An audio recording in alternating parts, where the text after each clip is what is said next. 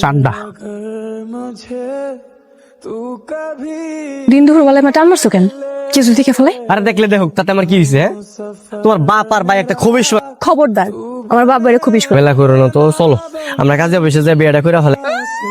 বিয়েটা করে এমনি যদি আমরা নিজেরা বিয়ে করি, আব্বা আর ভাই জীবনও তাহলে কি করবো? মানবো। তুমি এক কাম করো, আঙ্গ বাড়ির সামনে বইসা সুপলা পাই নিয়ে বইবা আর কইবা মইরা গেল তুমি এনতে সরবা না। কালকে আমার বন্ধু বান্ধব যা আছে সবাই নিয়ে সবকিছু ম্যানেজ করে তোমার বাড়ির সামনে বই থাক। আমার দাবি মানতে হবে। আমার দাবি একটা, ওই যে রাহুল আছে না, কিছু পোলা পাইলে বাড়ির সামনে আন্দোলন করতেছে আর বারবার খালি কইতেছে যে পর্যন্ত আমার লগে বিয়া না দিবা অনেক কেটে যাইবো না। আপনি যদি আজকে আমার বিয়া না দেন, এই যে আমরা সবাই এই জায়গায় না হ্যাঁ বলে দাম, আমি গুলি করে তো করে মারে ফেলাইতেছি। 1 2 3। একটা বন্দুকের সামনে কেউ খাড়াইলে এমনি প্যান্ডেন্ট ভিজা জায়গা। তোমার যে বাপ রাক্ষস মার্কা একটা বাপ। আমার বাপে যদি রাক্ষস হয়, তুমি কি রাক্ষসের মেয়ের লগে প্রেম করতেছো? উল্টা পাল্টা কথা কই না তো। তুমি কি করে যায় বুদ্ধি বের করো না।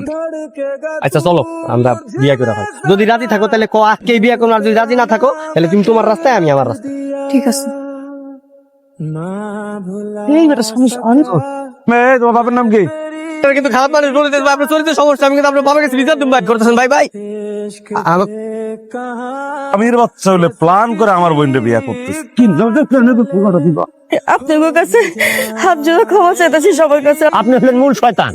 রাহুলের টাকা কোনো দোষ নাই, আমিও দোষ করি। তুই চুপ থাক। মেম্বার সাহেব, আমার দোষ, আমি অন্যায় করছি, আমি বাধ্য এই কামটা করছি। এত কিছুর কারণ কি রাহুল? আমগো দুজনের এমন কিছু একটা করণ লাগবো যেন আব্বা আর ভাই নিজের ইচ্ছা করে তোমার বিয়েটা দেয়। আমার বিদেশ থেকে একটা পালন আছে না, খেলালে তুমি যদি কুস্তিতে হারাতে পারো, তুমি আমার চাইবা পুরস্কার হিসাবে। তুমি তো এমনি জিতে যাইবা, আমি জানি। তুমি জিতে যাওয়ার পরে আমার লাগে আব্বাই তোমার বিয়েটা দিয়ে দিই। রাহুল, সবার কাছে মাপ চাও। এটা কেমন বিচার হলো? মেম্বার সাহেব, এই কটা দিন আমাকে পরিবারের নিয়ে কি করছে সেই ছেলে? এই ছেলে এখন সবার সামনে মাপ চাবার ভাব হয়ে গেল। এত সোজা মাপ? আমার বাপের পাও ধরে মাপ চালাক পয়সা।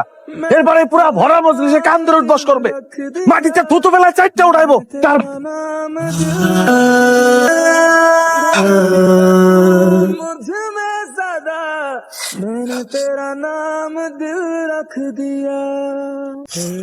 আমি আর কোনোদিন তালুকদার সাহেবের মায়ের পিছে ঘুরবো না। আমার ভুল হয়ে গেছে, আমার মাফ করে দেন।